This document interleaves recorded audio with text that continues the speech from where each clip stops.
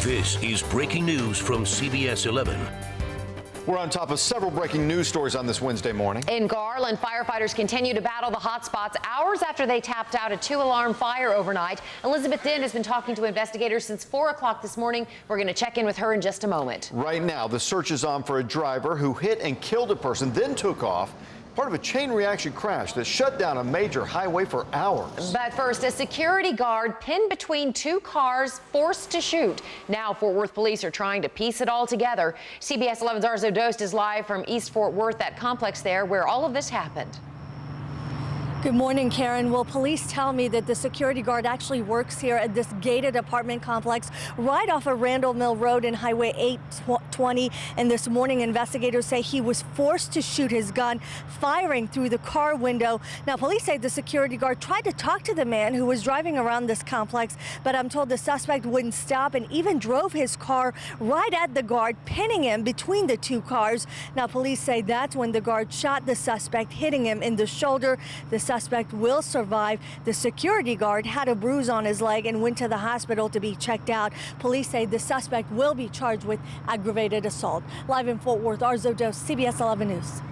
Thank you very much, Arzo. Time now, 1 minute after 6 o'clock in the morning, and we want to go to Scott for a look at our weekday weather. Let's check it with Scott. Scott, we know it's going to be another hot day. Yep. We still haven't hit 100 degrees yet, right? We haven't officially at DFW. Yesterday in Fort Worth, we saw temperatures get up to 100 degrees, but not officially at our measuring station there at DFW. But the Dallas Sky Cam shows the sun's already trying to make it warm up again, coming up above the horizon. We're now at 77 DFW to 81 in Dallas and 78 in Fort Worth. Feels like temperature mid-80s right now in Dallas. So we're at 78 in South Lake to about 78 now, and still seeing some low 80s, Frisco, Addison, and Dallas at the 6 o'clock hour. And across North Texas, same story, mid-70s in McKinney to 73 in Cleburne. But we're going to be seeing temperatures hour by hour climb up again to about 83 degrees at 8, on our way up to 90 degrees by 11 by noon. 92 degrees with south winds holding on at 10 to 15, near 100 today. And in the extended forecast, that 100-degree mark is on the map. We'll talk about the reason why we're going to be a little bit warmer this weekend in just a few minutes. Chelsea's here now to talk about still a traffic alert this morning. Yes, thank you, Scott. Love your tie, by the way. My thanks. You're welcome. Right now, we are updating you 35E on the northbound side around Sandy Lake. We did have a closure there from a fatal wreck. That one cleared in Carrollton, but over in Tarrant County, we still have a fatal crash out here that we're dealing with. This is 10 Mile Bridge, right where it meets Eagle Mountain Circle, which is right by Eagle Mountain Lake. So not an easy detour to get around this stretch. You can use Azel Ave if you're trying to make your way eastbound or westbound there. But if you're going to be heading northwest or even southeast, you may want to use Highway 199 instead, or even Boat Club Road to get around. Another thing to keep in mind in Fort Worth, you're going to see some new construction out there. 35W over by 28th Street and also at Meacham. I'll cover those in more depth coming up in a few minutes. We'll send it back to you. All right, Chelsea, thanks. Now 6:02. More information in that breaking news in Carrollton. As Chelsea mentioned, I-35 in Carrollton reopened about 20 minutes ago. That as police work to find the driver that they say hit and killed someone overnight. The deadly crash, I should say, happened around 12:30 a.m. in the northbound lanes of I-35 near the President George Bush Turnpike. Carrollton police say there was a crash in that area, then another vehicle crashed into that accident scene, killing one person, and the driver took off. More breaking news now, this time from Garland. Firefighters spent nearly 5 hours putting out hot spots after a 2-alarm fire ripped through several apartments overnight. CBS 11's Elizabeth Dinh's got new information from the fire investigator. And Elizabeth, what have you learned this morning?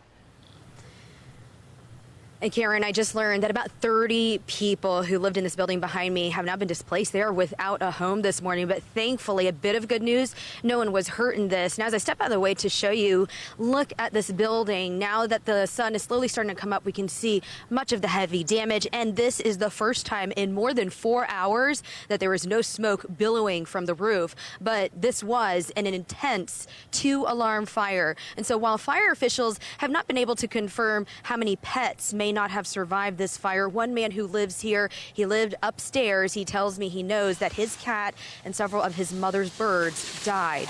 As for the firefighters, Garland also called in help from Dallas and Richardson.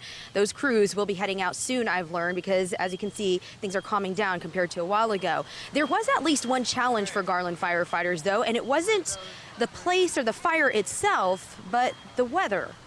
The humidity, even though it's cool outside, it's still very humid to be fighting fire. And so we had a lot of manpower issues. That's why it ended up being a 2-alarm fire, just because we needed a lot of bodies so that we could rotate people out and keep them fresh, keep them hydrated. And even right now, we can feel that it is quite humid this morning. And when we arrived on scene just a few hours ago, a lot of heavy smoke, not only billowing from the top of this building, but it was even down here on the ground. There was a lot of thick smoke. I've also learned that firefighters confirmed there are 8 apartment units in this particular building. And the property manager, they've already spoken with that individual, will try to work with some of these displaced families, but there aren't many available units. And so that property manager already knows that with Red Cross on scene, or arriving soon, that is, Red Cross will likely have to help some of these displaced families with a temporary home. Now, as I mentioned, Red Cross, we've learned, should be arriving very soon as well. Live in Garland, Elizabeth Din, CBS 11 News. Elizabeth, thanks. New this morning, Arlington police are investigating a shooting. Happened around 1:30 this morning on the city's southeast side at Red Deer Way. Officers tell us that the victim walked to a nearby 7-Eleven to get help. Police haven't told us how the victim is doing this morning or released any information on a possible suspect. Happening today, Jade Helm 15. The summer military training exercise kicks off in Central Texas. Conspiracy theories about martial law and firearms confiscation abound because Texas is marked as one of 2 hostile territories for the military exercise. Governor Greg Abbott gave a nod to the panic, directing the Texas State Guard to monitor the operation. The military exercise wraps up in September. The U.S. is expected to hand out a draft resolution of Iran's nuclear deal today. According to the Associated Press, U.S. Ambassador Samantha Power will outline the main points during a meeting in Libya. Congress still needs to review the landmark deal, and both major parties have expressed skepticism over it. Congratulations to Kyler Murray. The former Allen High School quarterback won the national title for Gatorade's Male Prep Athlete of the Year. He received the award last night in Los Angeles. The future Aggie led his high school team to a 16-0 record and state championship last year.